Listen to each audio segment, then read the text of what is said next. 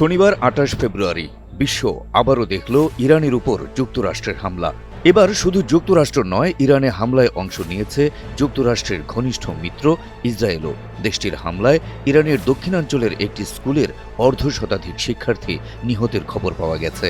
আহত হয়েছেন শতাধিক ব্যক্তি।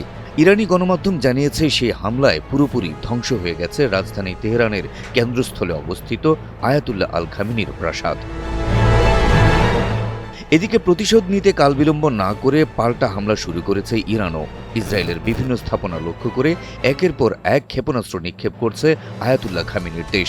শুধু ইসরায়েল নয়, আক্রান্ত হওয়ার পর উপসাগরীয় দেশগুলোতে থাকা মার্কিন ঘাঁটি লক্ষ্য করে একের পর এক হামলা চালাচ্ছে ইরান।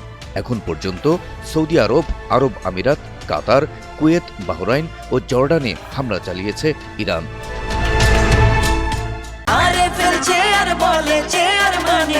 আরএফএল চেয়ার, ক্ষমতার নয়, সমতার চেয়ার। আন্তর্জাতিক বিশ্লেষকরা বলছেন, ইরানের উপর এবারের হামলার মূল লক্ষ্য আয়াতুল্লাহ খামেনি ও তার সরকারকে হটানো।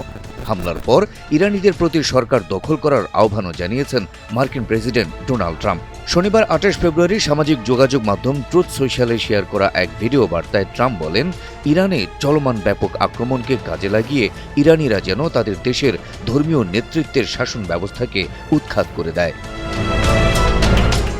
এদিকে ইরানের ইসলামী বিপ্লবী গার্ড বাহিনী আইআরজিসি হুঁশিয়ার করে দিয়ে বলছে, শত্রু চূড়ান্তভাবে পরাজিত না হওয়া পর্যন্ত এই অভিযান নিরবচ্ছিন্নভাবে চলবে।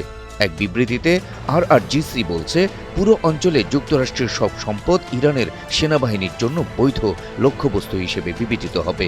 যুক্তরাষ্ট্র ইসরায়েলের যৌথ হামলার জবাবে মধ্যপ্রাচ্যের অন্তত ৬টি দেশে ক্ষেপণাস্ত্র হামলা চালানোর কথাও জানায় খামেনির যোদ্ধারা। এদিকে ইরান যুক্তরাষ্ট্র ইসরায়েলের পাল্টা হামলার প্রভাবে মধ্যপ্রাচ্যের আকাশে বিমান চলাচল বন্ধ হয়ে গেছে। মধ্যপ্রাচ্যের দেশগুলো থেকে নিজেদের নাগরিকদের সরিয়ে নিচ্ছে বিভিন্ন দেশ। এ অবস্থায় আন্তর্জাতিক বিশ্লেষকরা বলছেন, পাল্টা হামলা যেভাবে চলছে তাতে মধ্যপ্রাচ্যে দ্রুত যুদ্ধ ছড়িয়ে পড়ার আশঙ্কা দেখা দিয়েছে।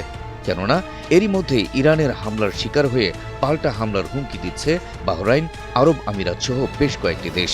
আর যদি তাই হয়, তাহলে মধ্যপ্রাচ্যে ব্যাপক যুদ্ধ এখন কেবল সময়ের অপেক্ষা। বিশ্লেষকরা এও বলছেন, যদি ইরানের বর্তমান সরকার তাদের দায়িত্ব থেকে সরে গিয়ে পদত্যাগের ঘোষণা দেয়, তবেই কেবল বন্ধ হতে পারে মার্কিন যুক্তরাষ্ট্র এবং ইসরায়েলের যৌথ হামলা। তবে খামেনি প্রশাসন যে তা করবে না, তা তাদের পাল্টা আক্রমণের ধরন দেখেই স্পষ্ট। ফলে ডোনাল্ড ট্রাম্প আর আয়াতুল্লাহ খামেনির অনড় অবস্থান ইরান সহ মধ্যপ্রাচ্যের সাধারণ নাগরিকদের ভবিষ্যৎ কতটা হুমকির মুখে ঠেলে দেয়, সেটি এখন দেখার বিষয়। Habib Rasel, NTV online.